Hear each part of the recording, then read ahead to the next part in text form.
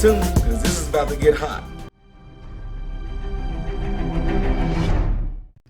Alright folks, so this next song that I'm getting ready to do here is requested by Bob Morse. And Bob Morse said, "Hey Ty, again, thanks for all you do. My request this month is the song that is a songwriter song. The song is called The Edmund Fitzgerald, or The Wreck of the Edmund Fitzgerald.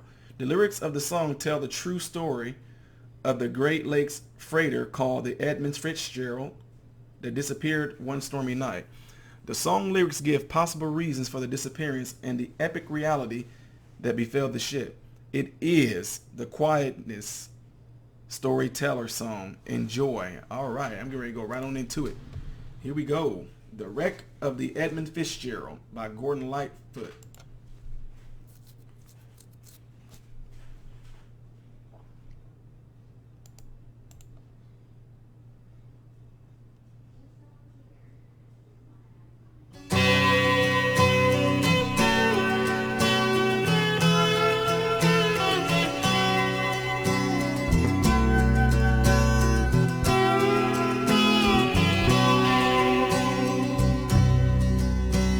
The legend lives on from the Chippewa on down at the big lake they call Gitchagumi.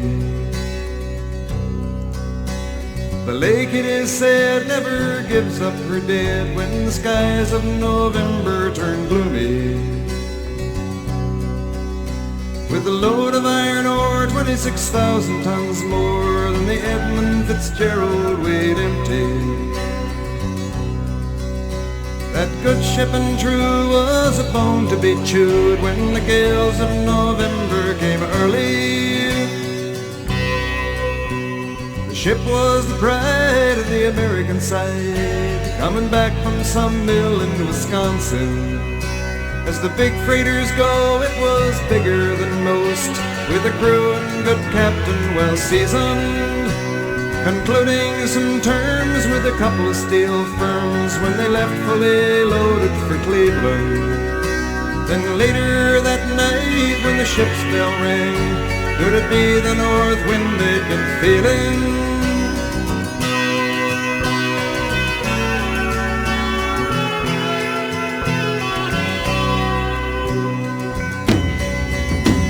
The wind in the wires made a tattletale sound, and the wave broke over the railing.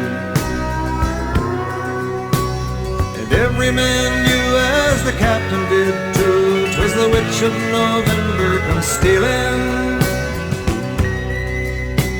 The dawn came late and the breakfast had to wait when the gales of November came slashing. When afternoon came, it was freezing rain in the face of a hurricane west wind.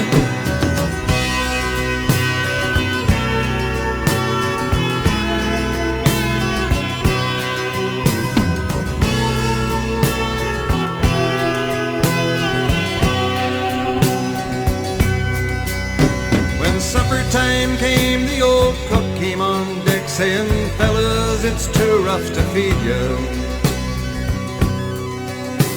At 7 p.m. a main hatchway caved in. He said, "Fellas, it's been good to know ya."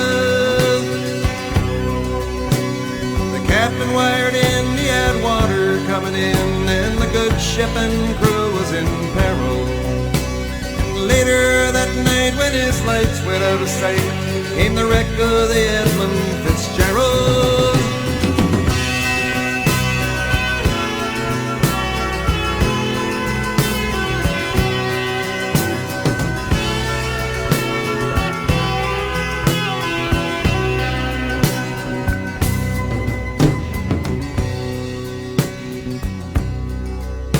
Does anyone know where the love of God goes when the waves turn the minutes to hours? The searchers all say they'd have made Whitefish Bay if they'd put 15 more miles behind her. They might have split up or they might have capsized. They may have broke deep and took water. And all that remains is the faces and the names of the wives and the sons and the daughters.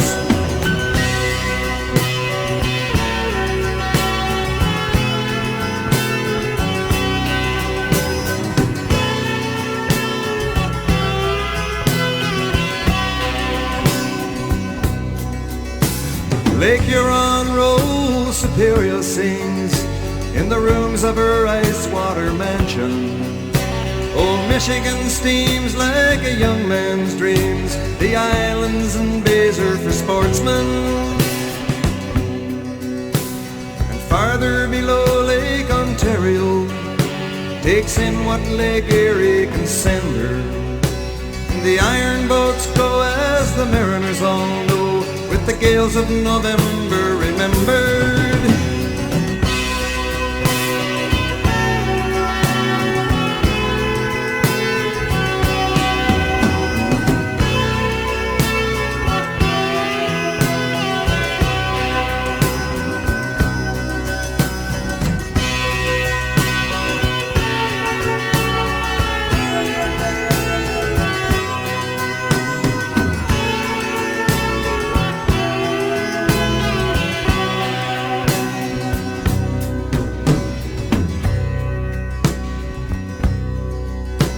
In a musty old hall in Detroit they prayed in the Maritime Sailors' Cathedral.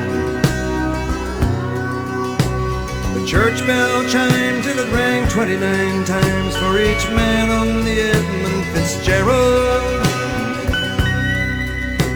And the legend lives on from the Chippewa on down of the big lake they call Gitchagumi. Superior, they said, never gives up her dead when the gales of November come early.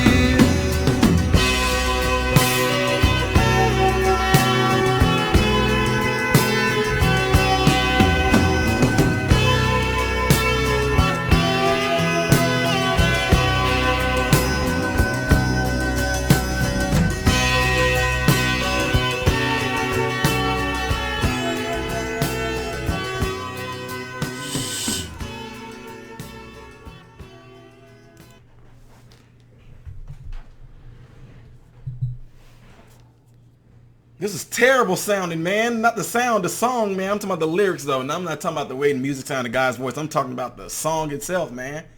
That's crazy, Bob. Man, this is sad, dude. What kind of stuff is that you got me listening to, Bob? No. But that was a nice way of telling it. Actually, the fact that they even wrote a song about it. And it became very popular, apparently, because there's like 49 million views on this song itself. I'm pretty sure it's stuck in people's memories, man. That's just kind of like one of those, it sounds like one of those stories like how the only thing I know about sinking is the, stinking. I know y'all gonna get me on that one. I'm also gonna laugh at myself. It's like the Titanic or the, what was the other one? I forget. I just remember the Titanic being like kind of go to those Spanish ships that sank over there in Florida, but I never even would have known about this, man, had you not shown me this song, man. And that's kind of crazy that when those things like go down like that, that the bodies are never found. I know people was like, yeah, they became shark bait. Terrible to think of something like that. But anywho, the song itself, man, was kind of like a, I don't know, you did good by doing that when you said a storytelling, because again, I get drawn in when it does it in a way like that versus having a lot of stuff going on. So anyway, Bob, yeah, man, this was very different for me. You know what I mean? I ain't saying I didn't like it, because I do like it, but it was just very different way of somebody conveying the story through song. I know stories come through song, but this particular story I'm talking about, folks.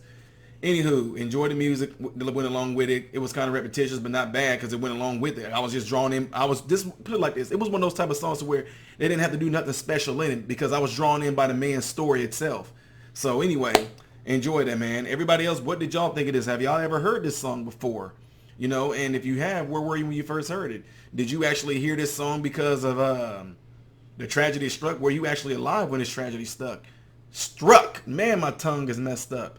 Or were you alive when it happened? Because there might be some older folks in here when this happened. I don't know what year this happened in, Bob. I don't know if I read it. I might have forgotten if you told me. But anyway, folks, let me know what y'all think. Y'all know what to do. Leave it in the comments below after this video. I'm Ty Smith, Modern Renaissance Man, hoping and praying that every last one of you guys have food, shelter, and clothing. And I hope and pray every last one of you guys are in great health. God bless you all through Jesus.